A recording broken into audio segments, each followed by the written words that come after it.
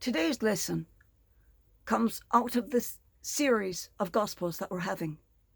This one is titled, Jesus Sacrificed Himself for You.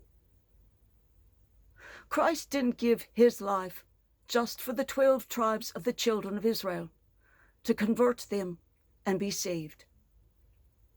Jesus didn't die just so that only the whites of Arabian and Mediterranean ancestry were saved.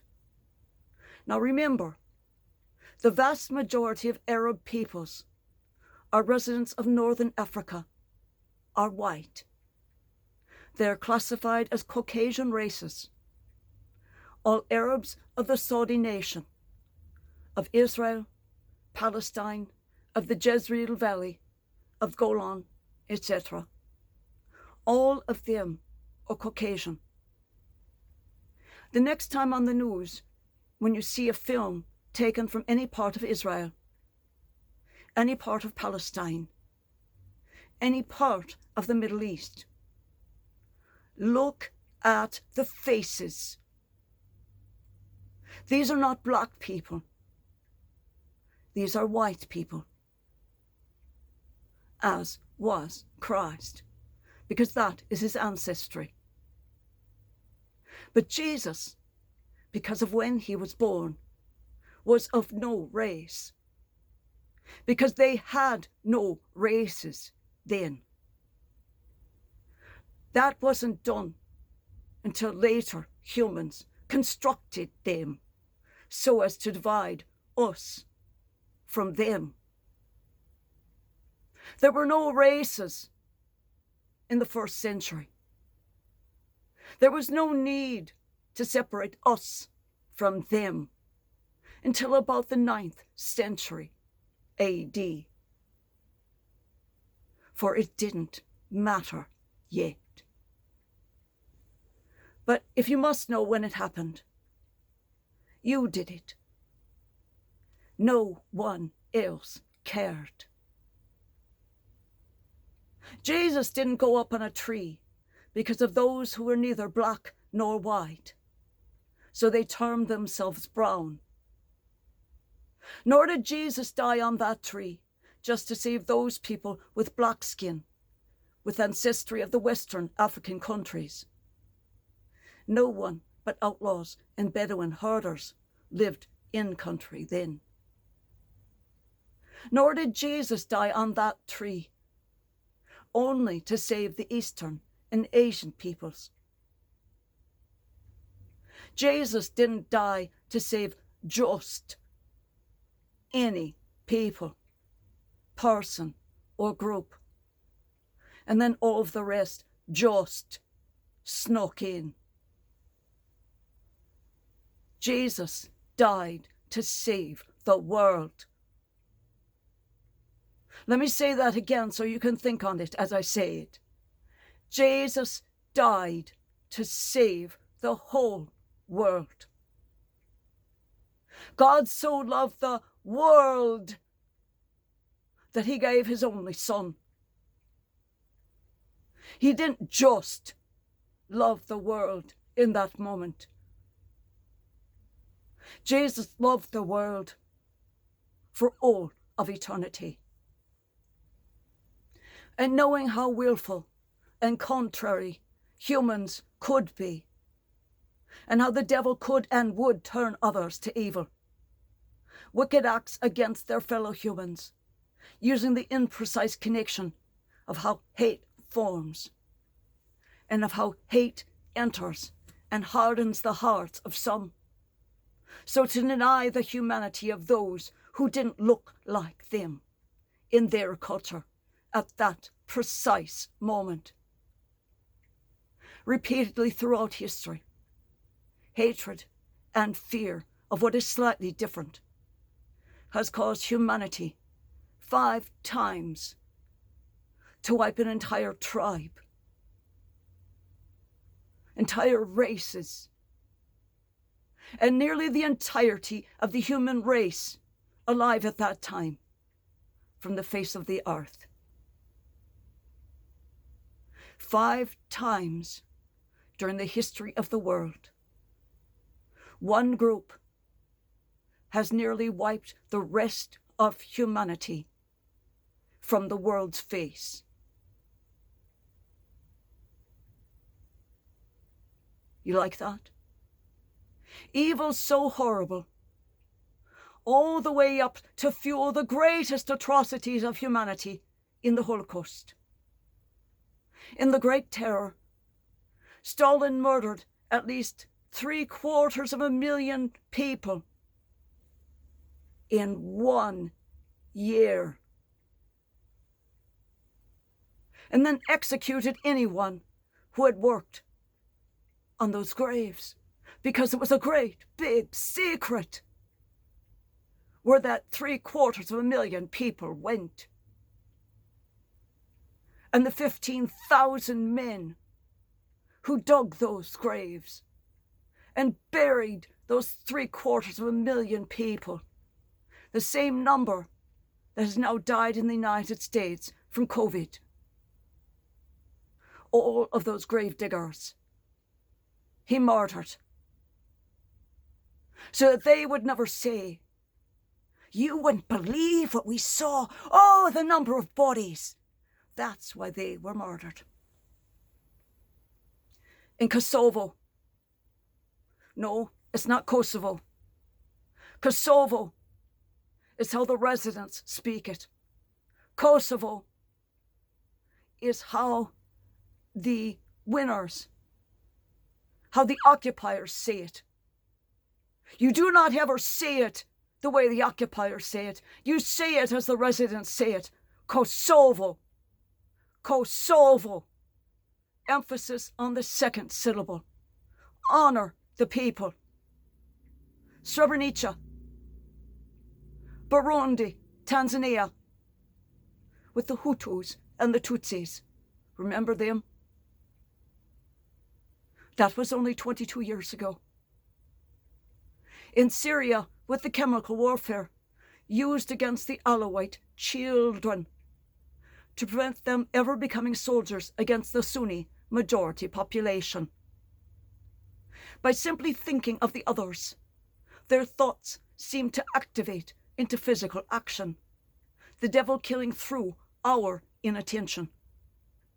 If we don't actively fight against him, they will kill us in our sleep. And on and on and on.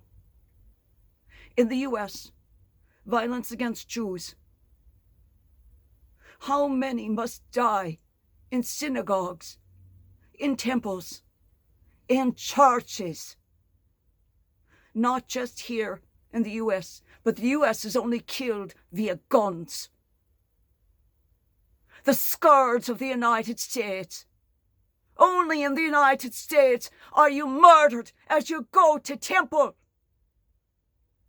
Everywhere else in the world, it is a bomb. But here in the United States, you are murdered with guns. The one thing we can control, and we are murdered with it. Because one group is too bloody weak to ever allow it to be controlled.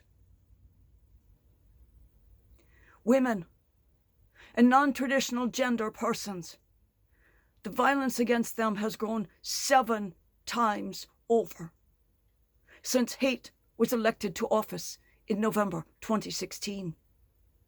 And since 2016, those numbers have then grown another 20 times over. Against Hispanic, 15 times against only potential Muslims. I guess if you're a murderer, you don't have to be bright. Because far too many Sikh men are attacked in the mistaken belief that they are Muslim. The only men of Muslim ancestry that wear a veil or wear a turban are Tuareg. There are only 512 Tuareg men in the United States. In other words, only the truly stupid and uneducated have the greatest hate. And you know why? because hate is based on fear, on lack of knowledge, and the lack of knowledge on everything under the sun, except that which they believe from reading on the internet. Because if 3 or more people are saying it on the internet, then it must be true, right? Like vaccines causing your DNA to change. Oh God, I love that one. My cousin and all of his family, including a 5-month-old baby, all have COVID for the 3rd time. But he keeps saying online, at least my DNA won't change. Stupid is as stupid does. We must fight against hatred. We must fight against stupidity. Fight against the segregationists. Fight against the xenophobes. Because every black person who wants to have a black group to do this, or a gay group to do that, you are doing what the white nationalists have been trying to do. Quit doing the work of the hate groups. Open your damned eyes and use the brain that God gave sheep. Fight against anyone who says there is any difference between humans who are born of a human mother with 2 eyes, 1 nose, 1 mouth, and the usual complement of organs and extremities. There is no difference. So anyone, just stop with your trying to separate your little group and enclaves. Quit trying to be separate. You are undoing 50 years of work. 50 years ago you fought and died because separate was not enough to be separate and same. And now you are killing yourselves to set up separate and same as your grandparents and your parents died to change. Don't you see what you're doing? I'm blind and I can see it. Look at yourselves. Look at yourselves. Jesus died so that we could live together and live eternally. Quit wasting that gift. The foundation of all of Christ's ministry is one thing: love. Love one another as I love you. There is no room for segregationists in that. Love your neighbour as yourself. Where do you find separate but equal in that? Nowhere. Go read the words of Hubert Humphrey from the 1940 Democratic National Convention. He was that far ahead of his time. May he ever rest in peace. Now go. Do your work. Spread the word. Let those who are separating out understand, Lord. Teach them that they are undoing half a century of work by their mothers, their fathers, their grandparents, their great-grandparents, their uncles and their aunties, white boys and white girls who go to the south on freedom buses and died so that they could go to a school that was equal, that was the same school. Please, Lord, make them listen.